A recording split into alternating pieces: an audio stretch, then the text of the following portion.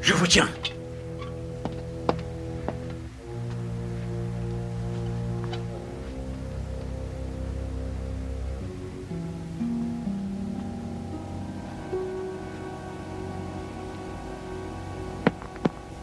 Enfin, écoutez.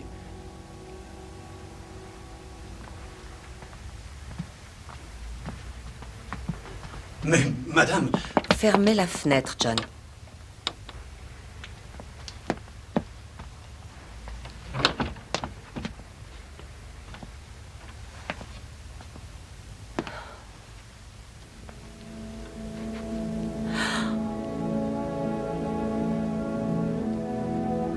Pour Sherlock Holmes, elle fut et demeure la femme par excellence. La belle Irene Adler dont la vie recélait une grande part de mystère et de doute.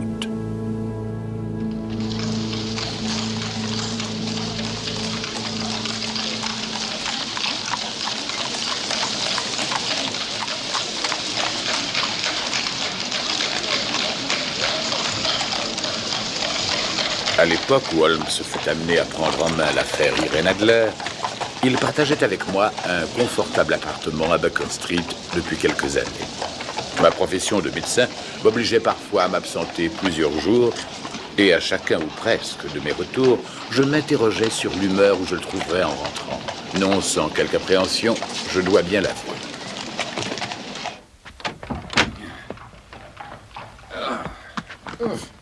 Oh, bonjour, Madame Hudson. Docteur Watson, mais regardez-vous, vous êtes trempé de la tête aux pieds. Oh, ce n'est guère surprenant. J'ai passé une bonne vingtaine de minutes à attendre un cab sous une pluie battante et il ne venait pas. Et ce n'est pas ça qui va pouvoir vous soulager des douleurs dues à votre vieille blessure, docteur. Confiez-moi votre manteau et votre chapeau. Oui. Ah, que je vous les mette à sécher. Madame Hudson, je n'ai rien mangé de la journée. J'ose espérer que le dîner sera bientôt prêt. Oh, ça, docteur, j'en doute fort. Je ne sais pas ce qui se passe avec Monsieur Holmes. Il est tout chose depuis ce matin. Il m'a recommandé de ne le servir que lorsqu'il me sonnera. Ce sont ses ordres. Merci, Madame Hudson.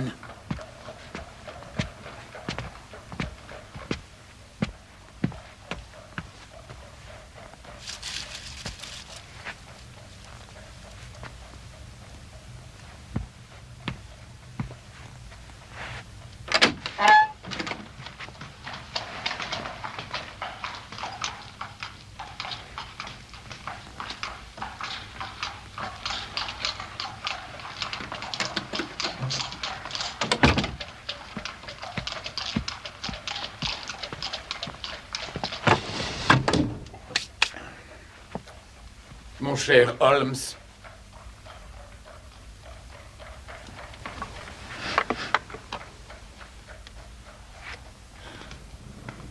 c'était quoi ce soir? Morphine? Ou cocaïne? Eh bien, j'ai fait l'essai d'une solution à 7% de cocaïne. Voulez-vous l'essayer?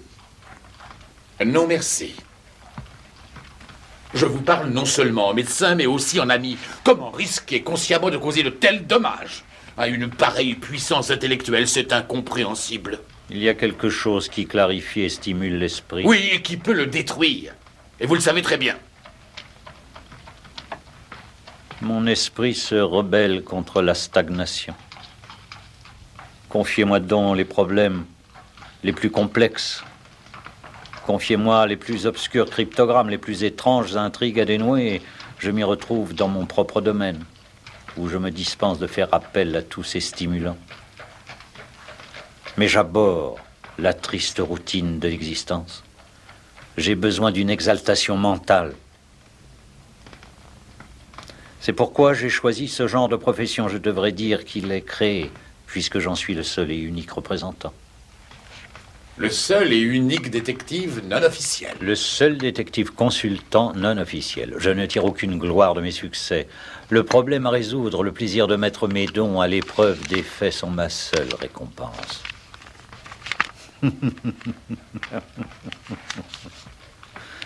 Vous pouvez refermer le tiroir.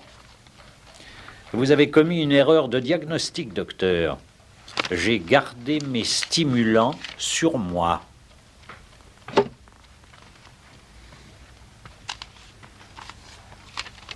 Avez-vous fait un agréable séjour à la campagne? Oui, il m'a ouvert l'appétit. Voudriez-vous appeler pour le repas?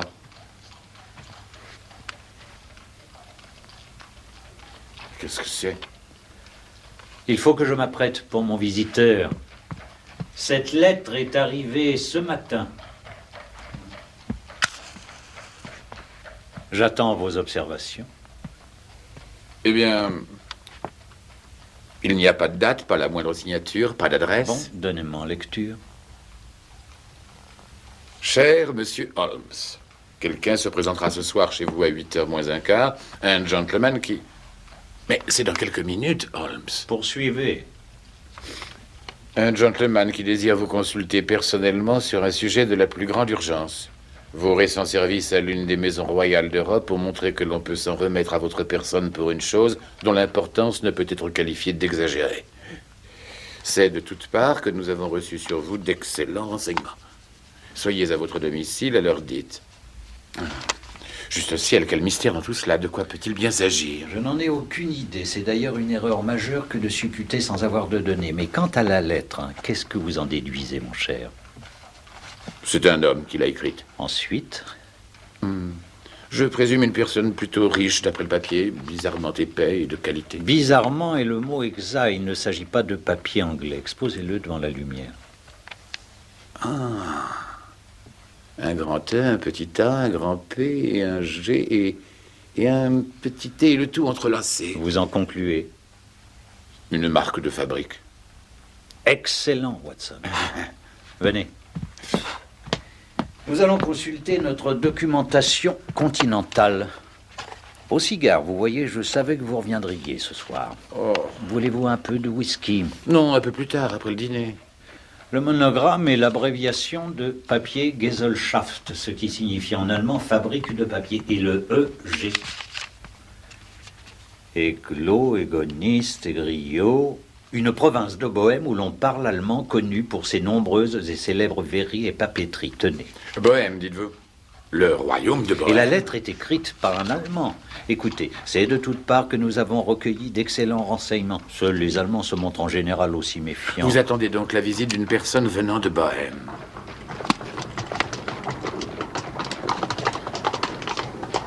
Dans un élégant coupé de ville, tiré par deux alezans superbes. Il y a de l'argent derrière Watson, à défaut d'autre chose. Je crains que votre visiteur ne récuse ma présence pendant votre Je vous en entretien. prie, docteur, ne partez pas. Sans vous, mon cher, je me sens quelque peu perdu. Mais non, il tenait au secret dans sa lettre. Il se pourrait que j'ai besoin de votre aide et lui aussi. Installez-vous dans ce fauteuil, ouvrez bien vos oreilles, le voilà.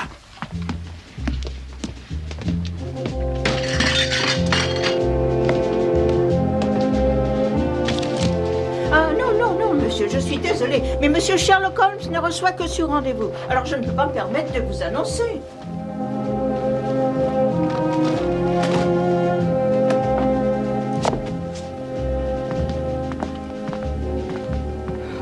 Excusez-moi, monsieur Holmes, je n'ai pas pu l'empêcher d'entrer, je vous jure que... Cela n'a pas d'importance, chère Madame Hudson. Maintenant, laissez-nous seuls et refermez la porte. Merci.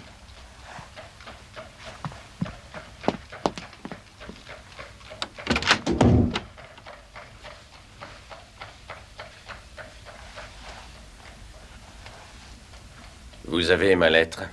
Oui, prenez un siège. Je vous présente mon collègue et ami, le docteur Watson, qui, à l'occasion, veut bien m'apporter son concours. Enchanté, monsieur.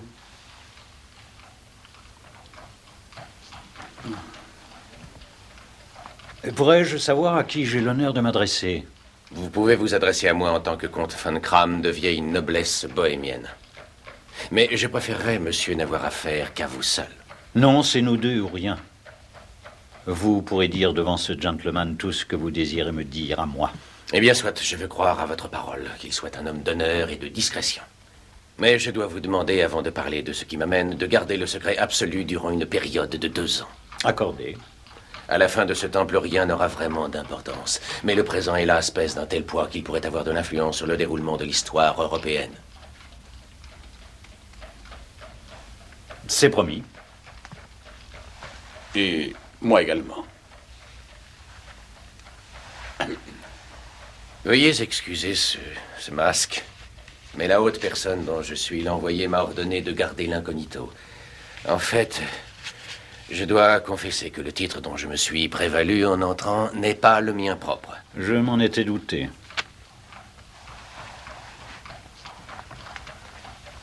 Les circonstances sont extrêmement délicates et toutes les précautions devront être prises pour prévenir l'énorme scandale qui risquerait de compromettre une des plus anciennes dynasties de l'Europe. Et pour être franc, l'affaire en question concerne la dynastie des Armstein, héritière de la couronne royale de Bohême. Je n'ai pas douté de cela non plus, Votre Majesté.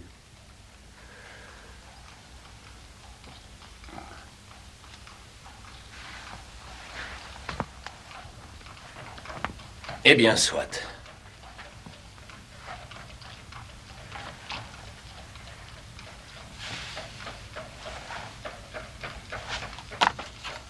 Je suis en effet le roi. Pourquoi vous le cacherais-je plus longtemps? Pourquoi, en effet? Votre Majesté n'avait pas ouvert la bouche que je savais que j'avais en face de moi Wilhelm Goschreich, Sigismond von Armstein, grand-duc de Kassel-Fallstein et légitime successeur des rois de Bohême et bien connu comme le meilleur duelliste d'Europe qui tua 4 adversaires. Honorablement. Bien sûr.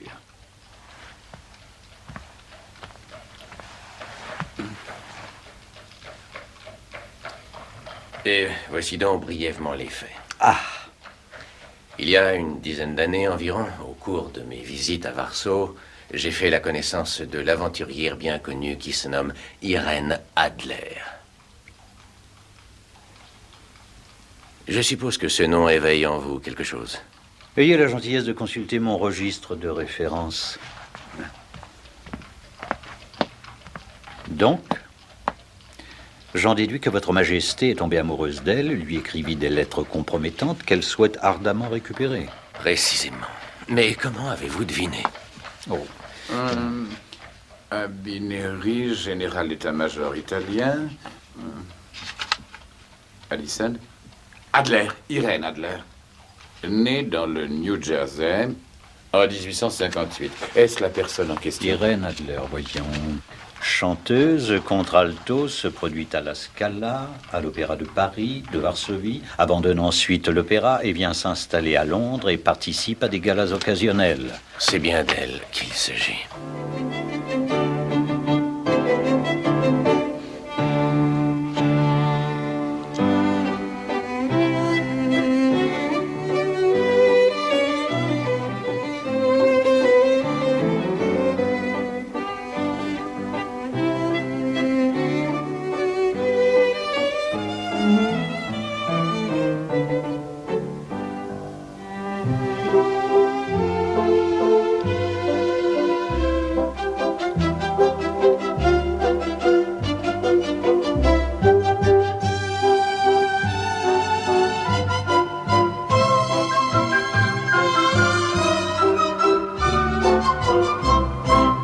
Pas de mariage morganatique, Non, aucun.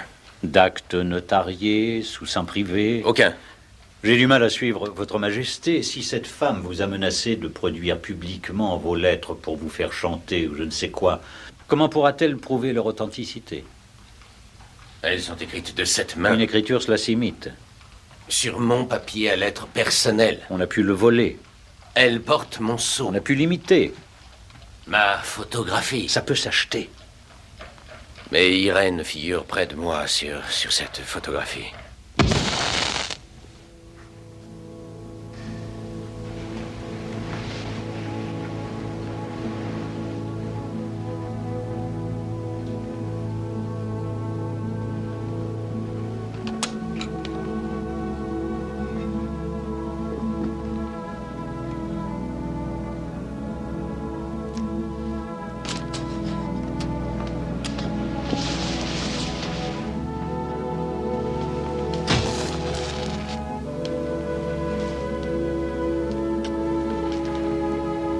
Oui.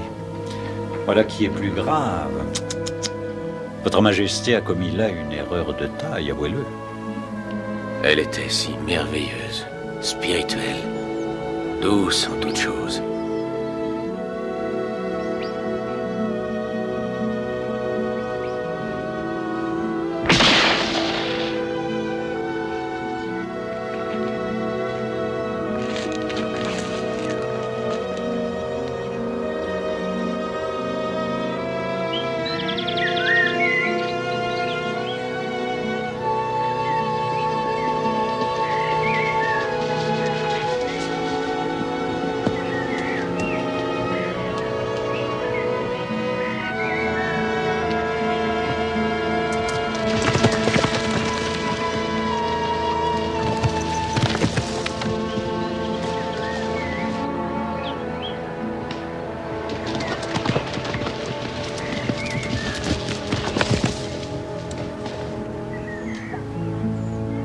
n'étais à l'époque que prince héritier. J'étais très jeune. Et j'ai maintenant 30 ans. Et votre majesté a bien sûr tenté vainement de récupérer la photographie. Oh oui, mais vainement, comme vous dites. Et votre majesté doit payer. Eh bien, faites le don. Elle ne voudra pas. Alors volez-la. 5 tentatives ont été faites. Par 2 fois, des hommes à main solde ont passé sa demeure au peigne fin. Une autre fois, on a fouillé ses bagages quand elle était en voyage. Et 2 fois, on lui a tendu une embuscade. Et jamais nous n'avons trouvé cette photographie. Vous riez, monsieur? Cette affaire est sérieuse. Monsieur, oui, ça l'est, c'est très sérieux, je sais. Mais quel est le but poursuivi par cette personne si ce n'est pour en tirer profit? Celui de briser ma vie. Comment cela? Je suis sur le point de me marier. Mais je suis au courant.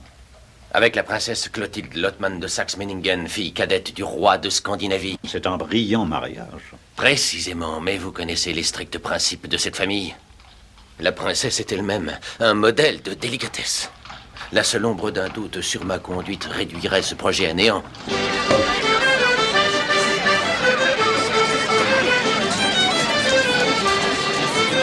Et Irène Adler? Elle a menacé de lui envoyer la photographie. Et elle, je ne sais de quel métal elle est faite. Elle a non seulement la beauté du diable, mais aussi la ruse et l'obstination. Et je suis persuadé qu'elle-même ne connaît pas ses limites. Elle fera tout pour m'empêcher d'épouser une autre femme. Votre Majesté, pourquoi Irène Adler est-elle à ce point vindicative? Oh, je lui avais vaguement parlé de mariage. Bien sûr. Sans me rendre compte que c'était impossible.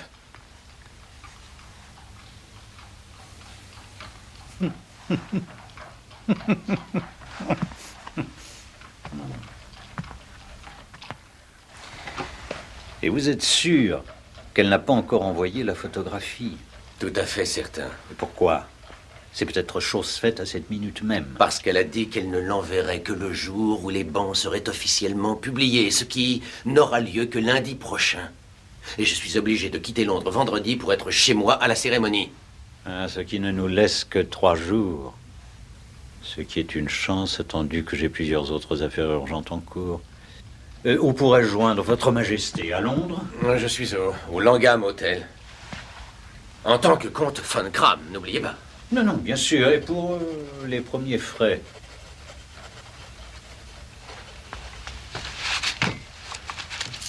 Voici 300 livres sterling en or et 700 autres en billets de banque. Et l'adresse de mademoiselle Irène Adler? Bonne nuit, votre Majesté. J'aurai sous peu de bonnes nouvelles pour vous.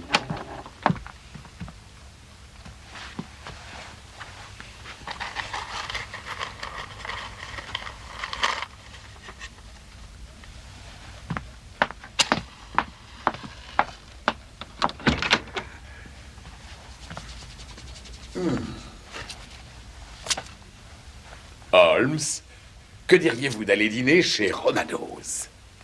Mais n'oubliez pas qu'on n'a que 3 jours, jusqu'à vendredi. L'affaire sera réglée avant vendredi. Le compositeur Tchaïkovski dirige une de ses symphonies au St. James Hall. Non, non. Il faut que ce soit réglé avant vendredi. Mon cher Watson, j'aimerais demeurer seul. Est-ce que vous avez faim? Oui. J'espère que Madame Hudson voudra bien vous faire un sandwich. Un sandwich? Nous reprendrons cet entretien demain après le déjeuner. Bonne nuit. Oh.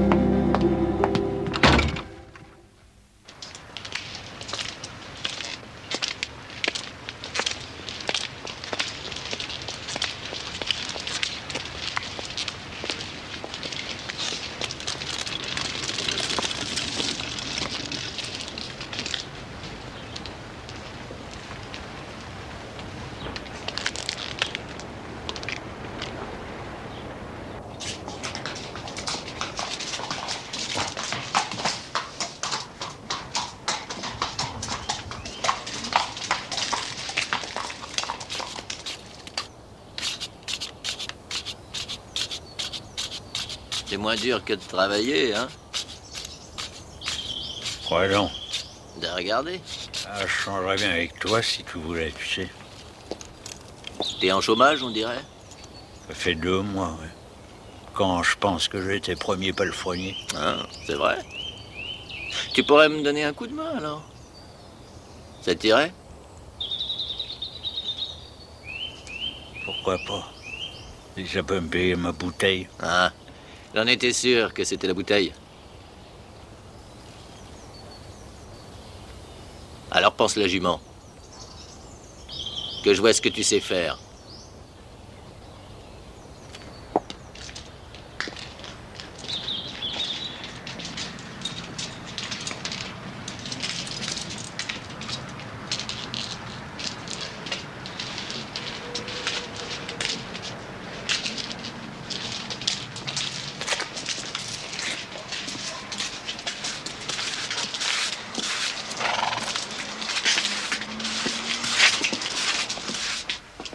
Je suis resté 2 bonnes heures à bavarder avec le cocher. Cette mademoiselle Irène Adler doit certainement tourner la tête de tout ce qu'elle approche. C'est, paraît-il, la plus délicate et la plus adorable des êtres qui soient au monde. Si j'en crois ce qu'il m'a dit, et pour quelle raison ne pas le croire, sa vie est paisible. Elle sort de chez elle le soir vers 5 heures et rentre vers 7h30 pour dîner. Il arrive qu'elle sorte aussi le matin, sauf quand elle chante. Elle ne reçoit chez elle qu'un seul homme, mais elle le reçoit très souvent, jamais moins d'1 fois par jour, et très souvent 2 fois. Il s'appelle Monsieur Godfrey Norton Dinner Temple. Vous voyez l'utilité qu'il y a de devenir le confident d'un cocher. Monsieur Godfrey Norton, mais c'est un avocat, et cela, c'est très important. Inquiétant peut-être. Pourquoi ces visites si fréquentes? Est-elle sa cliente, son amie, sa maîtresse?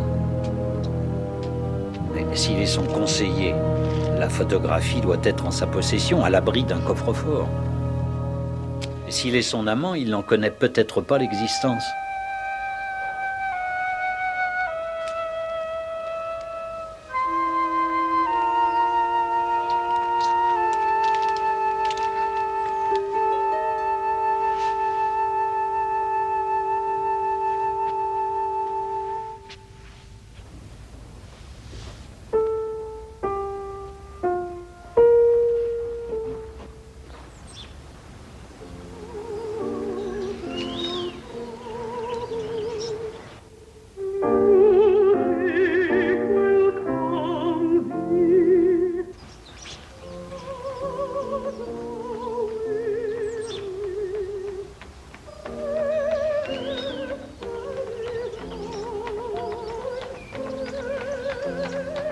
Elle s'était mise au piano et chantait. La voix d'un ange, Watson, ne saurait être plus pure. Le charme fut soudain rompu par l'arrivée d'une voiture de place. L'homme qui en descendit ne pouvait être que Monsieur Godfrey Norton. Attendez-moi, voulez-vous?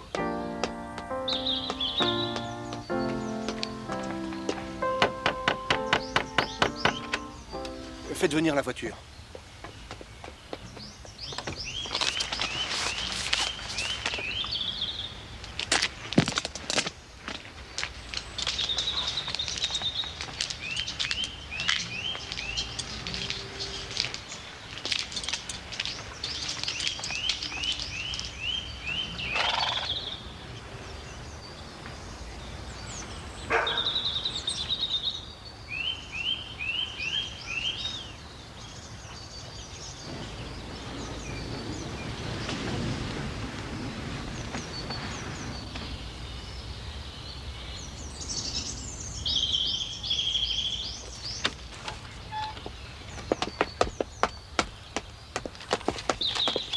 Faites vite, cocher. Église de Sainte-Monique, Edgware Road. Il faut que j'y sois à 12:05 au plus tard. Ça vous laisse 20 minutes. 1 livre sterling pour vous.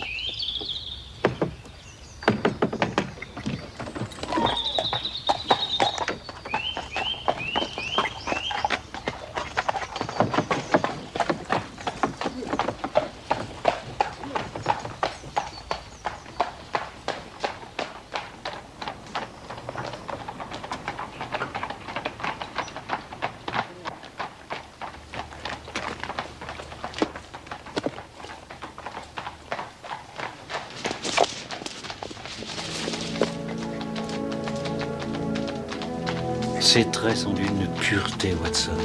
Un visage pour lequel on sacrifierait volontiers sa vie. Un visage pour lequel on sacrifierait sa vie. C'est dans votre bouche un langage inhabituel. C'est une image, Watson, rien d'autre. Et j'allais me lancer à sa poursuite pour m'accrocher à l'arrière de son landau quand un autre cab vint à passer dans la rue. Mais le cocher hésita un instant en me voyant. Mais je bondis dedans avant qu'il n'ait le temps de refuser, en lui montrant un billet d'une livre que je lui promis s'il me conduisait jusqu'à Sainte-Monique en moins de 20 minutes. Et je ne crois pas avoir roulé à pareille vitesse en pleine ville dans un cab. Mais ils étaient déjà sur place.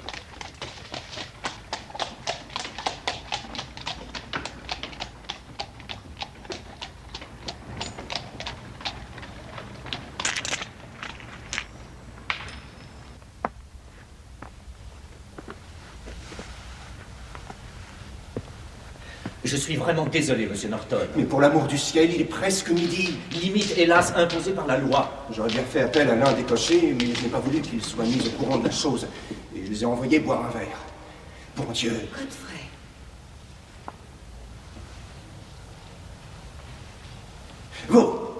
Vous là, approchez. Oui, et c'est à vous que je m'adresse. La loi ne nous accorde plus que quelques minutes. Approchez, venez, vous dis-je.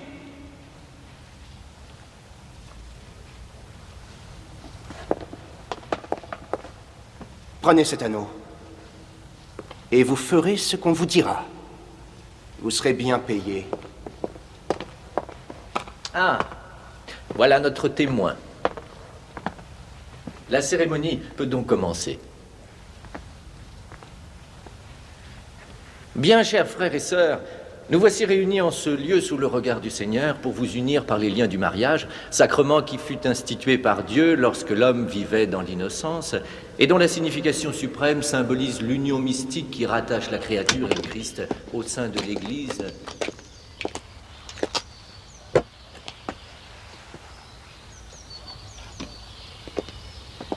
Irène, Si je vous ai laissé le temps de me convaincre, laissez-moi aussi celui de vous convaincre, vous. Je vous reverrai demain. alors soit, mais à la première heure. Je vous adore.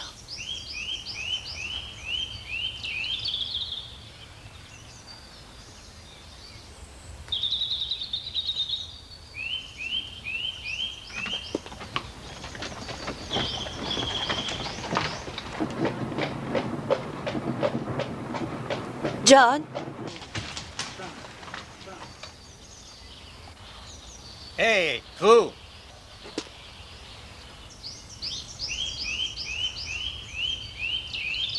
Approchez, mon ami. Approchez. Monsieur? S'il vous plaît.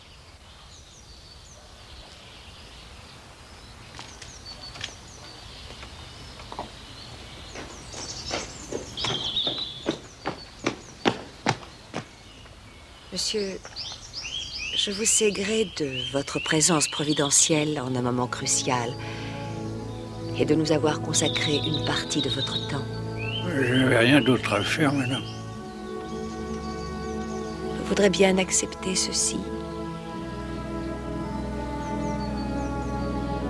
Mais j'ai pas besoin de pourboire, madame. Dans ce cas, disons que c'est en guise de souvenir.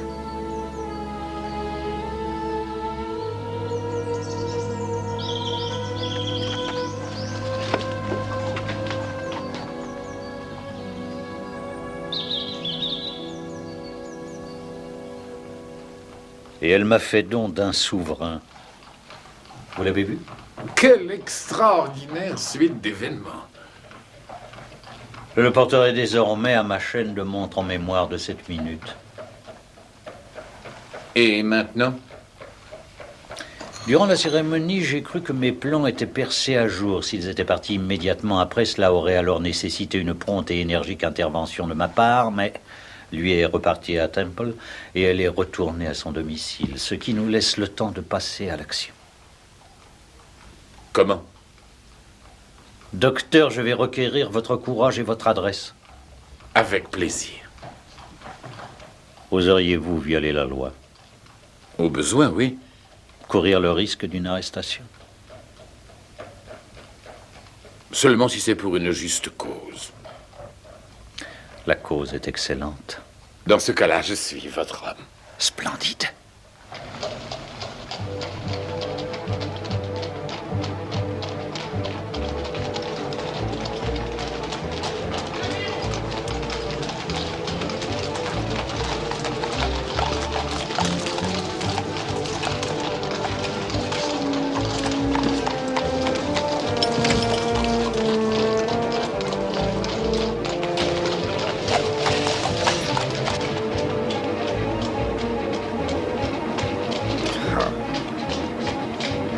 La question, mon cher Holmes, c'est de savoir... Oh, décidément, vous m'étonnerez toujours. Je n'arriverai jamais à me faire avouer. Je disais donc... La seule question est de savoir où trouver la photographie. La maison a été fouillée déjà 2 fois. C'est qu'elle est bien trop intelligente pour eux. C'est un être vraiment remarquable. Ils doivent sûrement avoir cherché partout. Ils ignoraient de quel côté chercher. Et où chercherez-vous? Mais nulle part, Watson. Nulle part. Je la supplierai de me la faire voir.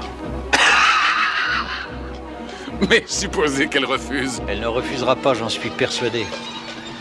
Nous approchons. Nous allons continuer à pied.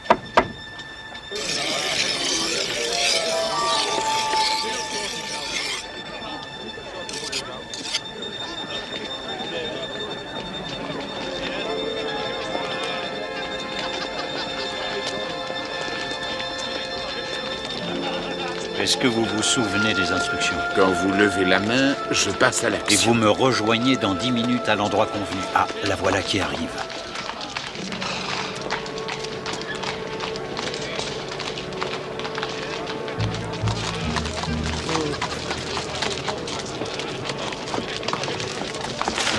Ah non, j'étais là avant toi.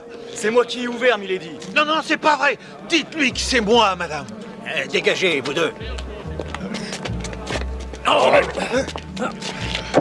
Mais... Lâchez. Oh, enfin, ouvrir la porte des calèches, c'est pas défendu. Ils ont bien le droit de gagner leur vie. D'autant plus que ça sort pas de ta poche, hein. Laissez-moi passer. Et vous autres, laissez mon cocher tranquille. Tu voulais m'enlever le pain de la bouche? Manger du pain, faudra qu'il te reste des dents.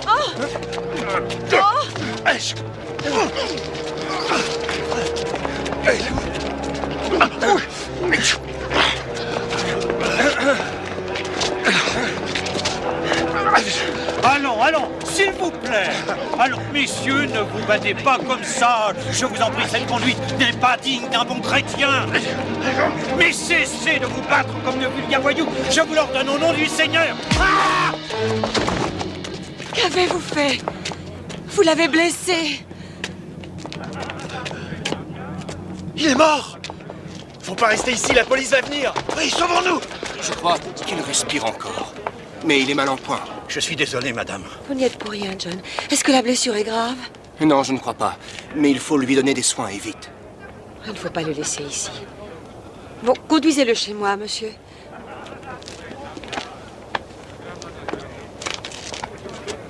Doucement.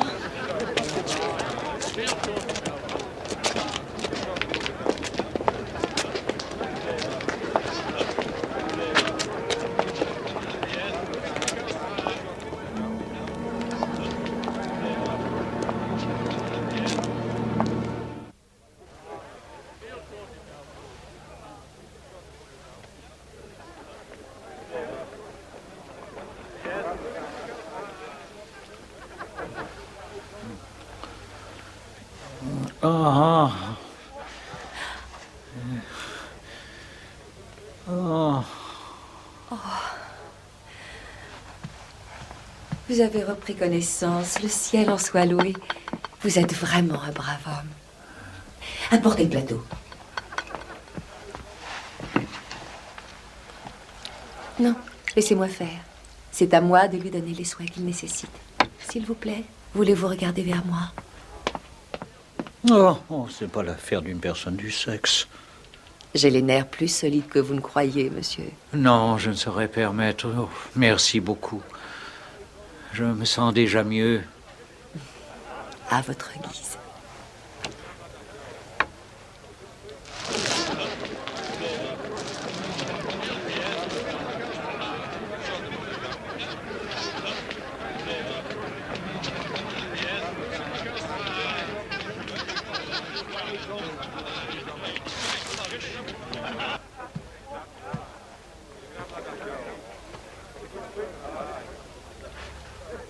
Je me sens soulagée que cette blessure ne soit que légère. Oh, elle n'est que superficielle, il n'en subsistera aucune trace.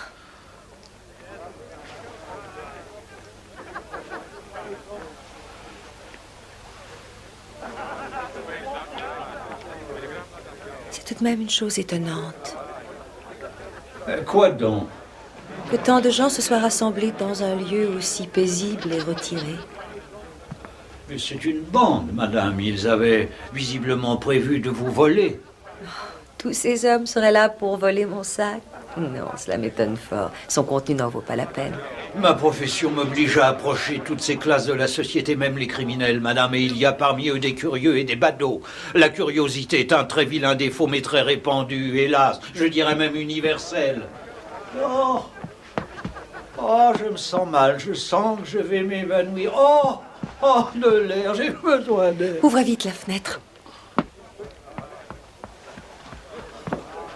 Oh.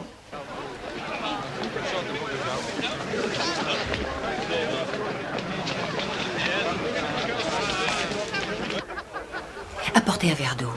Est-ce que vous n'auriez pas des sels?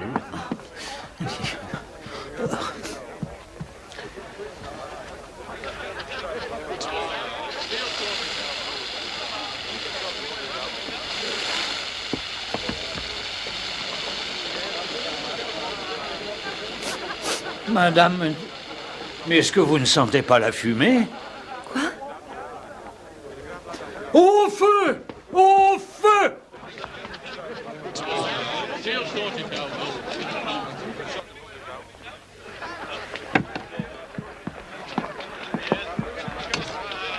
Madame, venez, ne restez pas ici.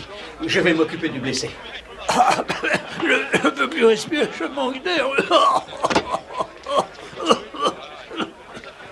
Mais c'est une fausse alerte, c'est une fausse alerte, regardez, voyez. Mais c'est une farce, regardez, dites-leur que... C'est une fausse alerte! Une fausse alerte! Inutile d'appeler les pompiers!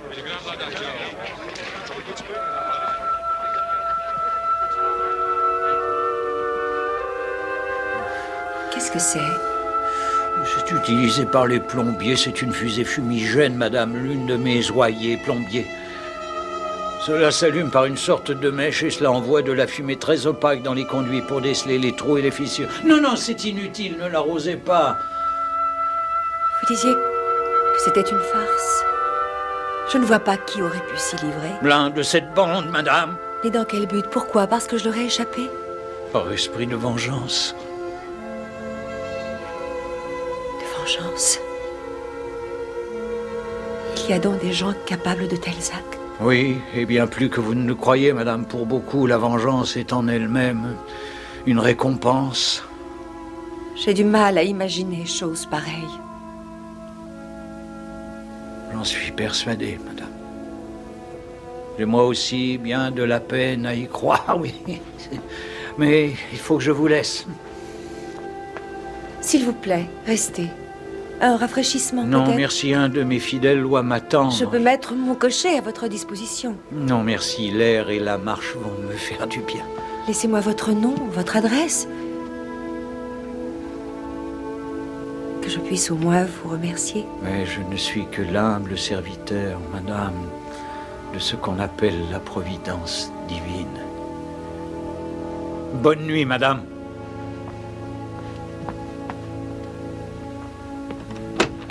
Bonne nuit.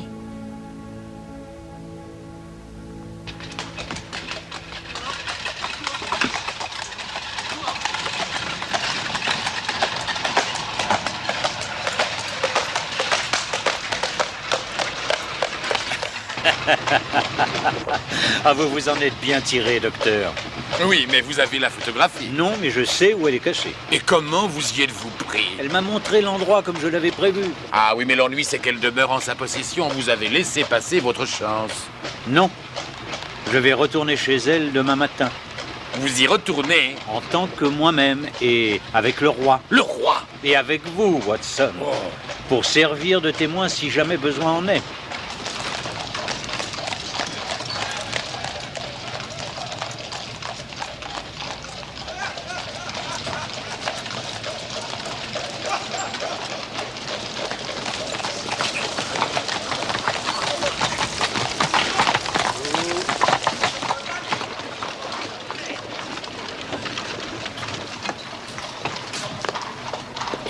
Je suis certain que vous allez passer une bonne nuit pour changer un peu. Rien de tel que le succès pour soigner l'insomnie.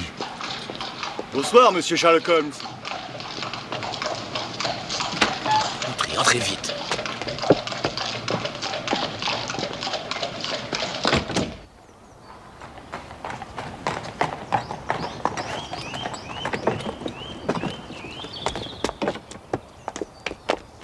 Mais Irène ne peut pas l'aimer. J'espère au contraire qu'elle l'aime. Pourquoi? Parce que cela évitera à votre majesté les ennuis qu'elle appréhende. Si elle est amoureuse de son mari, elle ne l'est pas de votre majesté. Et si elle n'en est pas amoureuse, pour quelle raison voudrait-elle empêcher le mariage de sa majesté?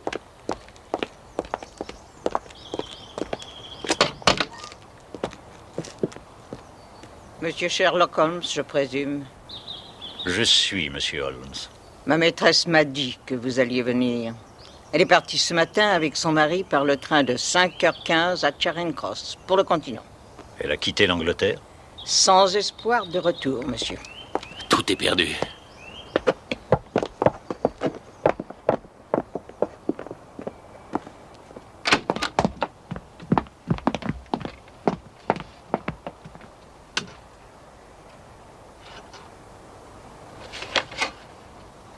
Juste ciel.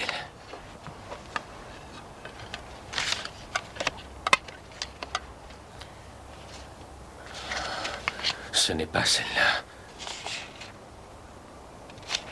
Ce n'est pas celle que je cherche.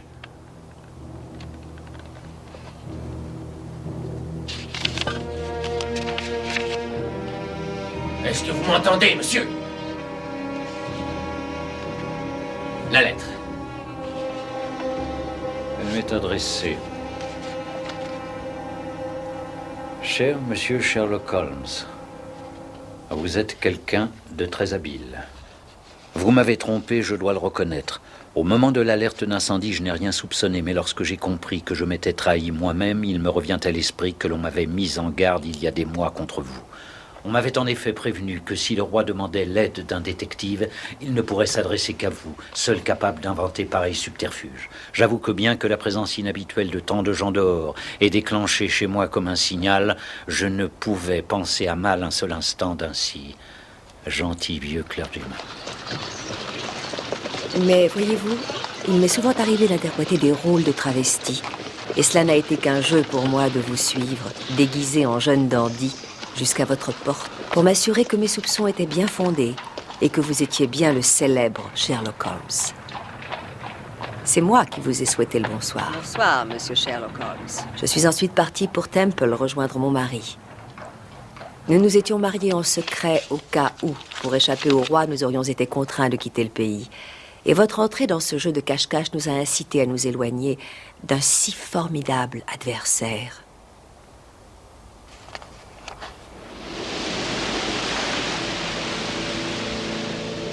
Vous trouverez maison vide quand vous viendrez demain. Quant à la photographie, que votre client se rassure. J'aime et je suis aimée d'un homme qui vaut beaucoup mieux que lui.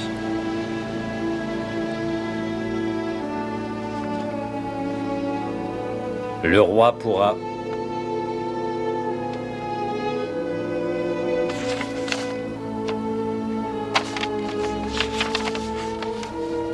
Le roi pourra faire ce qu'il voudra sans craindre que celle qu'il a cruellement trompée ne cherche à se venger. J'ai gardé cette photographie pour préserver ma sécurité en conservant une arme par-devers moi s'il lui venait par hasard à l'esprit de tenter quoi que ce soit pour nous nuire.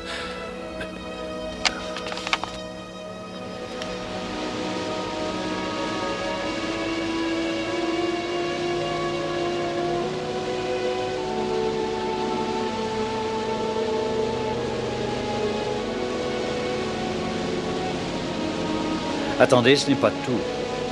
J'ai laissé dans la cachette une autre photographie de moi qu'il pourra conserver s'il le désire.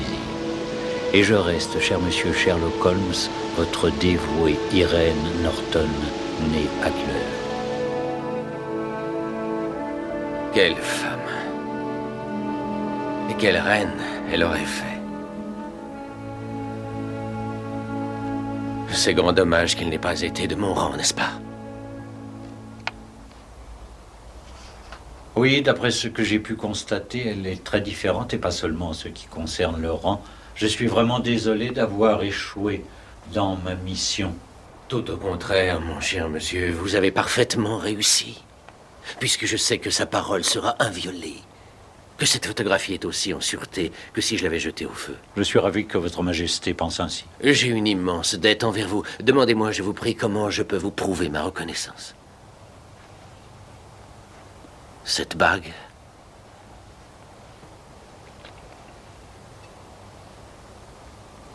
Votre majesté a en sa possession un objet qui a une plus grande valeur. Vous n'avez qu'à demander, je vous l'ai dit. Ceci. La photographie d'Irène. Elle est à vous, cher monsieur. J'ai l'honneur de souhaiter à votre majesté une bonne journée.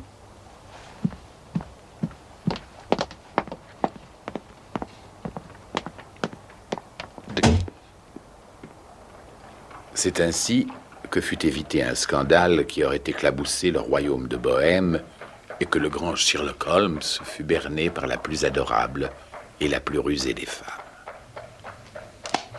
Il avait coutume de railler l'intelligence de nos charmantes compagnes en termes polis, mais définitifs.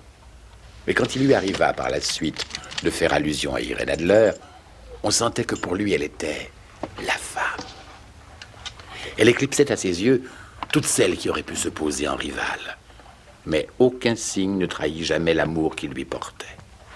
Les émotions de ce genre n'ont jamais fait bon ménage avec son esprit froid et précis. Pour lui, la femme n'avait à jouer dans ce bas monde qu'un rôle, disons, biologique.